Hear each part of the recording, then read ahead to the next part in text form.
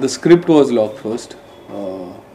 ऐसे कोई डिसाइडेड नहीं था कि थ्रिलर ही करनी है या कुछ करना है, बट स्टोरी दिमाग में आई, अच्छी लगी, लिखते गए, अच्छा डेवलप किया.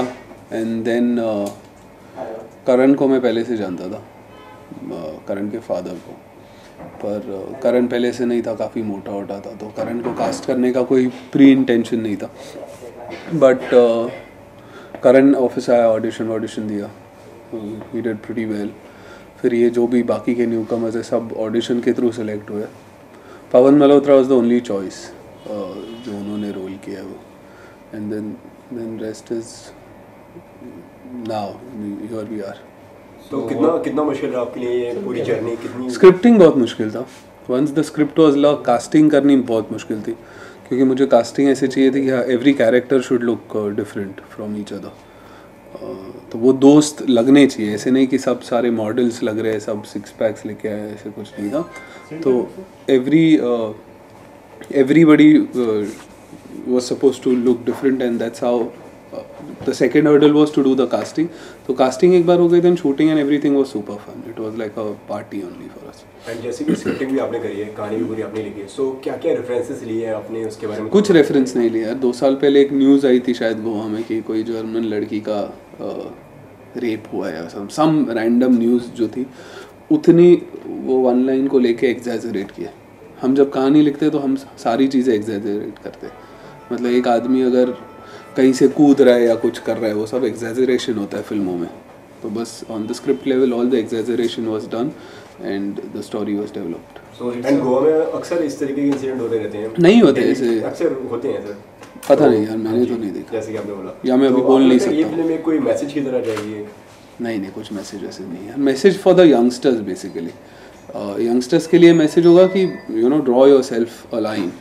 एक लिमिट में रहो, एक मर्यादा में रहो. Whenever you go out to have fun, there is always some certain level of energy which pulls you back. वो हमेशा होनी चाहिए. डोंट गो ऑल आउट, फिर ऐसे कुछ इंसिडेंट्स होते हैं आपके साथ. सो यंगस्टर्स के लिए मैसेज है, बाकी ऐसे कोई मैसेज नहीं. It's entertaining film. It's meant for entertainment, not for any social message.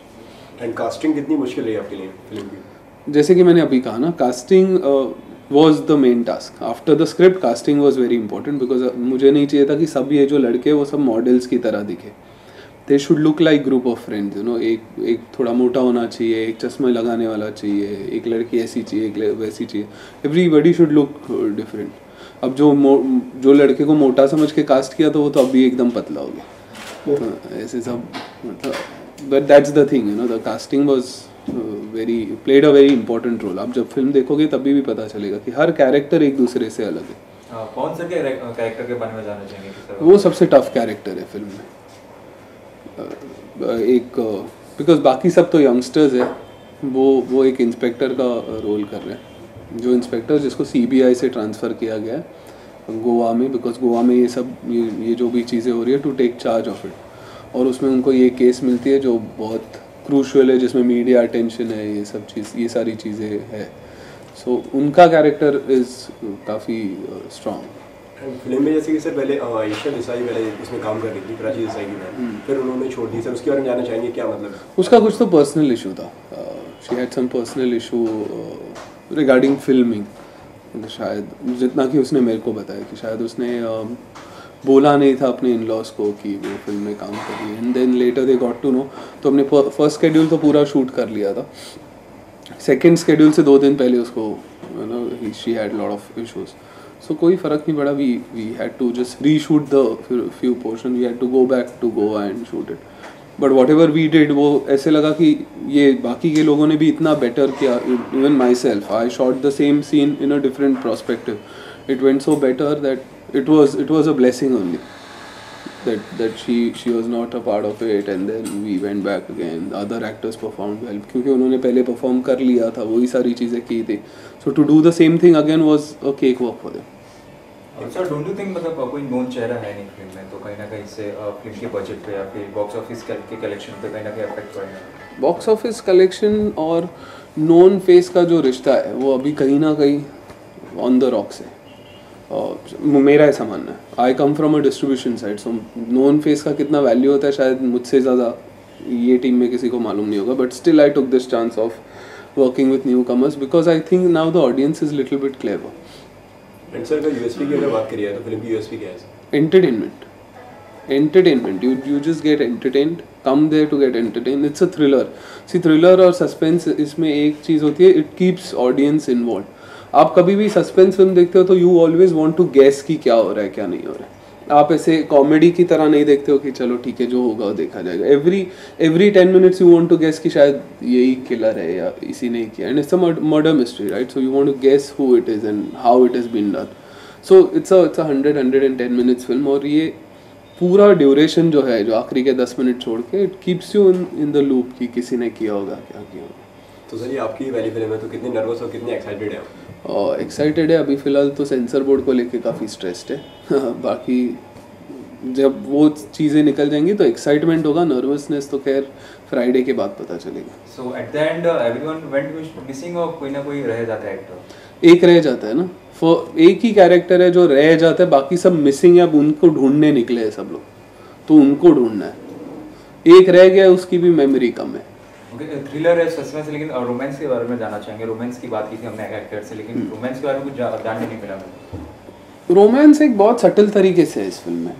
मतलब ऐसे कोई हार्ड हिटिंग रोमांस या कोई रोमांटिक गाना या पेड़ों के बाहर डांस करे या गोवा में बीच के तरफ डांस करे, ऐसा कुछ नहीं है. It's a very subtle romance. जो एक होता है ना कि मैं प्यार करता हूँ उसको मालूम है, वो प्यार करते हैं उसको मुझे मालूम है, बाकी कुछ नहीं. मर्डर मिस्ट्री है भाई. रोमांस अगली फिल्म में कर लेंगे ऐसे. सेंसर बोर्ड की आपने बात की तो जानना चाहेंगे सेंसर बोर्ड कुछ कटिंग्स को लेकर प्रॉब्लम है या फिर कुछ समथिंग अदर? टूरिज्म को लेके प्रॉब्लम है, जितना आज का मेरे को अपडेट है. अभी का हो रहा था कि उनको ऐसे लग रहा है कि हम गोवा टूरिज्म को बैड लाइट में बता रहे हैं. और बट ये अभी समझना चाहिए लोगों को कि फिल्में होती है. अगर हम फिल्मों को इतना सीरियसली लेने लग गए, उनको लग रहा है कि टूरिस्ट गोवा जाना बंद करेंगे. So for to come to a conclusion they should watch the film and then decide कि क्या कौन टूरिस्ट जाएगा कौन नहीं जाएगा. सो सेंसर बोर्ड में तो अभी यही हुआ है. अभी you know it's meant for only certification, but वो अभी थोड़ा सा you know they try to interfere from their side. जितनी तकलीफ दे सके वो दे रहे हैं, हम झेल रहे हैं. और कुछ डिसाइड हुआ था कि 24 जून को कुछ फिल्म रिलीज की. हाँ 24 जून को, पर बहुत सारी फिल्में थी. और मेरा कॉल था ये कि उस दौरान हमने जब 24 जून रिलीज डेट डिसाइड की थी फरवरी में, तब there were hardly 1 or 2 films which was announced. जैसे जैसे हम रिलीज डेट के नज़दीक आ रहे थे, there were about 17-18 films which were supposed to release, including regional films. और जैसे आपने कहा था न्यू कमर्स को लेके नए बैनर के साथ, कभी it's always a bad idea to come with a bouquet of films.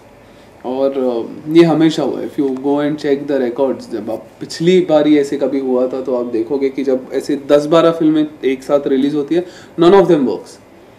And you know we felt nice because we saw the report and it says that अब जो भी फिल्में रिलीज हुई है, nobody other than Independence Day, I feel कोई भी इतना they are not doing good in the business. And sir Pawan sir के साथ में काम, जैसे पवन सर भी है, तो कैसा एक्सपीरियंस रहा उसका? तो ब्रिलियंट. मैं हमेशा चाहता था फर्स्ट फिल्म में ऐसे एक्टर्स के साथ काम करूँ, ऐसे बंच ऑफ एक्टर्स के साथ काम करूँ जो सिर्फ काम करें, जो दिमाग को टेंट्रम्स और ये सारी चीज़ें, मतलब other than acting and my role as a director, I don't have to look in to other kind of stress.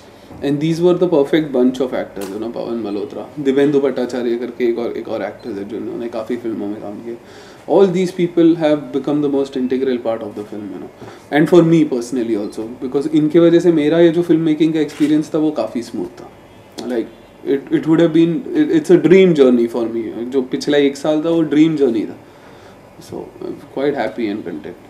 Don't you think आपको भी एक्ट करना चाहिए था film as compared to your actor? You look more smart and more. No यार भाई,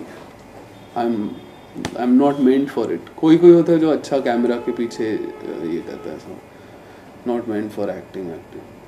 interviews दे सकता हूँ, आपके कैमरा में शायद थोड़ा सा बेटर लगेगा, बाकी VFX करना पड़ेगा नहीं तो.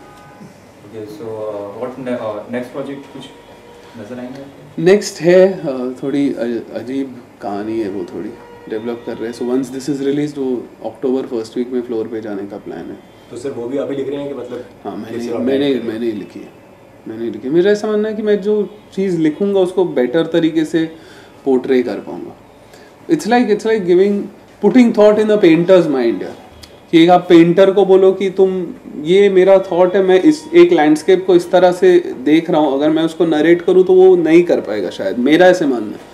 हालांकि फिल्म इंडस्ट्री में ऐसे ही होता है कि राइटर कोई और होता है, डायरेक्टर्स कोई और होता है. There are few writer directors who of course writes, nothing to be taken away, but this is, for me, this is my comfort zone. If I write, because while writing I could visualize a scene, a location, actors, parameters, all these things are taken care of. So मेरे लिए आसान होता है. किसी की भी script लेके शायद at this stage मुझे नहीं लगता है कि मैं, you know, I will be able to direct somebody else's written script. It becomes very, मैं कनेक्ट नहीं कर पाऊँगा. And if I am not able to connect, then I will not be able to give justice to whatever I am doing. Thank you, sir. Thank you so much.